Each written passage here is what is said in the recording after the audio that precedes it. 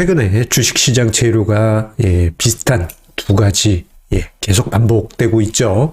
미국의 긴축 이슈 그리고 우크라이나 이슈가 하루는 좋은 소식, 하루는 나쁜 소식 이러한 상황이 반복이 되면서 주식시장에 대한 불안감을 계속 안기고 있습니다. 자, 그나마 지난주부터 해서 주식시장이 반등을 하다 보니 잠시 그 불안감이 가신 듯 하지만 증시 반등 과정에서 보게 되면 뭔가 무겁죠. 올라가려고 하면 뭔가 무거운 이러한 상황들이 계속 반복되고 있습니다. 자, 그렇다면 한편으로 이런 생각이 듭니다. 자, 궁극적으로 지금 있는 두 가지 악재, 긴축 그리고 우크라이나 전쟁 요 이슈를 한꺼번에 해결할 만한 무언가가 있다면 증시에 큰 어떤 부담을 덜어주는 요인이 되지 않을까? 그것을 생각해 볼 수 있는데 그 힌트는 바로 우크라이나 러시아 전쟁이 휴전에 들어가게 되면 미국의 긴축 이슈까지 모두 해결하는 아주 중요한 길을 가지고 있습니다. 왜 그렇게 될까요? 자, 오늘 증시 토크에서 자세히 이야기 드리겠습니다. 구독, 좋아요 버튼과 함께 증시 토크 시작하도록 하겠습니다. 자, 시작에 앞서서 한 가지 공지 안내 드리겠습니다. 이번 주 금요일, 내일 모레요. 3월 25일 금요일 저녁 7시에 106차 정기 세미나가 있으니까요. 댓글 최상단과 영상 본문에 있는 공지 보아주시고 함께 해주시기 바라겠습니다. 자, 본론으로 들어가도록 하겠습니다. 자, 올해 증시 이슈 한다면은 요 두 가지가 계속 반복이 되고 있죠. 미국의 긴축 강화 그리고 러시아의 우크라이나 침공 요 재료가 계속 아유 진짜 귀찮을 정도입니다. 뭐 아침에 일어나서 뭐 미국 증시가 빠졌다 그러면 저 긴축에 관한 뭔 얘기 나왔거나 우크라이나 관련한 게 뭔가 좀 안 좋게 나왔다. 그렇게 그냥 두 가지 중에 하나 머릿속에 샥 떠오르고요. 시장이 올랐다 그러면 뭐 긴축에 관한 어떤 뭐 유화적인 발언 또는 우크라이나 관련한 이슈가 뭔가 좀 어떤 협상해볼까 뭐 이런 분위기. 이 두 가지 중에 하나입니다.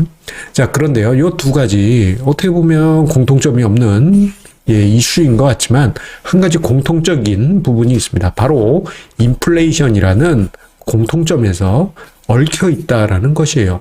그렇기 때문에 요 두 가지 이슈를 해결하는 데 있어서 저 인플레이션이 잡힌다면은 어떻게 보면 큰 해결책이 마련되지 않겠습니까?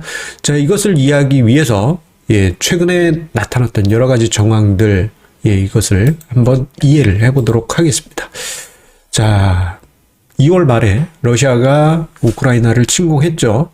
자, 그 다음에 어떤 일이 있었습니까? 유가가 90달러 선에 있던 게 거의 뭐 130달러 선까지 올라섰고, 그리고 우크라이나 하면은 저 중고등학교 때 우크라이나 흑토지대 이렇게 배웠어요. 우크라이나 흑토 곡창지대. 미래 주산지이기도 하죠. 자, 2월에 소맥 부셀당 800센트였던 것이 1,400센트까지 올라가고요.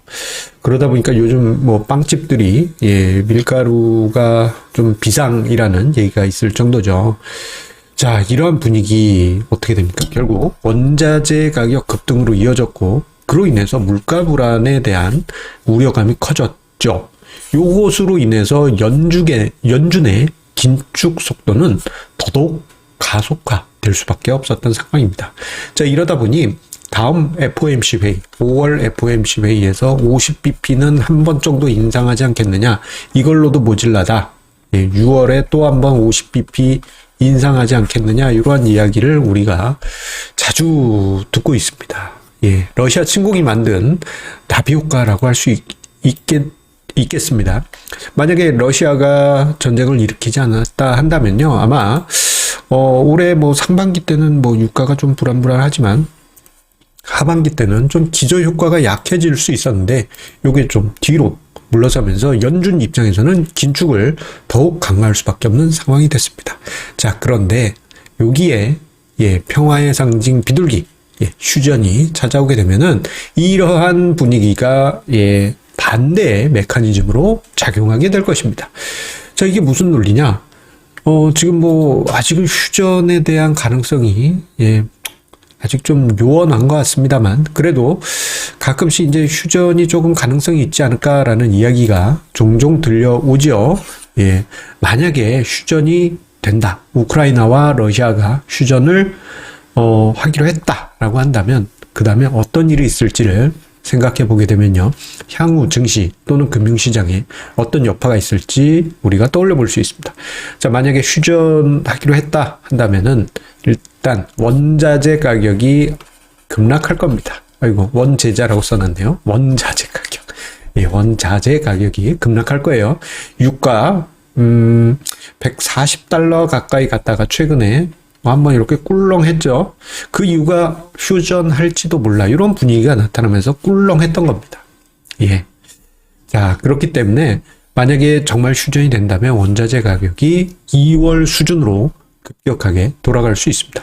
원자재 가격이 급락하면 어떻게 됩니까?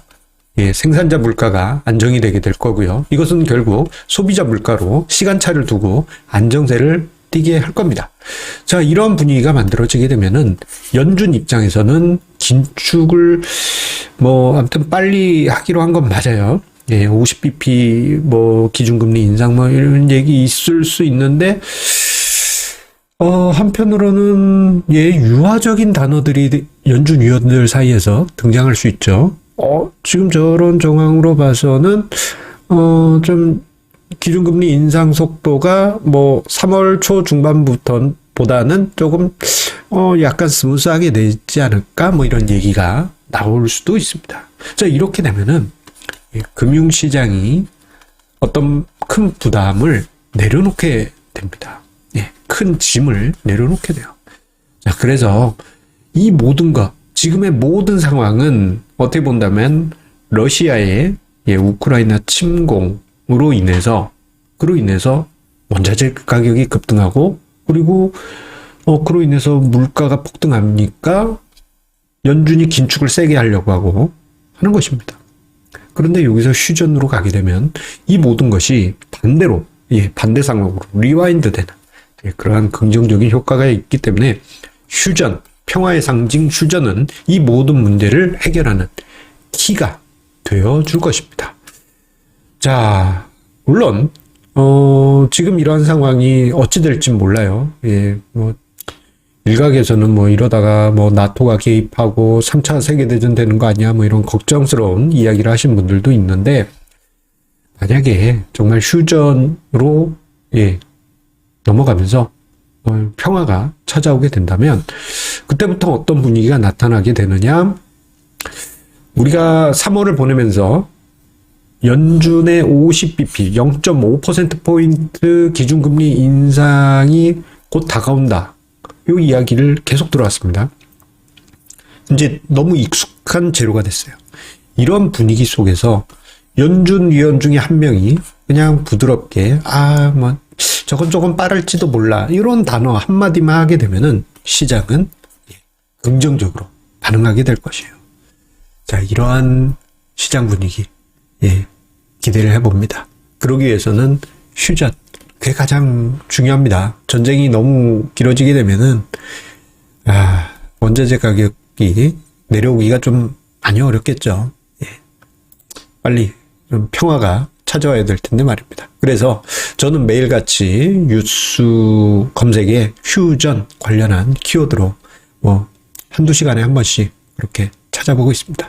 여러분들도 관련된 뉴스 보이면요, 한번 드디어 요 시나리오가 찾아오나? 요거 한번 떠올려 주시기 바라겠습니다. 자, 오늘 증시 토크 함께 해주셔서 감사합니다. 시장 상황이 그나마 좀 한시름 놓을 수 있는 분위기가 만들어지고 있습니다만, 궁극적으로 이런 분위기가 뭔가 따끈따끈하게 4월, 5월 넘어갈 그런 봄볕처럼 바뀌기 위해서는 휴전, 그것이 필요하다라는 점 다시 한번 강조드립니다. 자, 오늘 증시 토크 함께 해주셔서 감사합니다.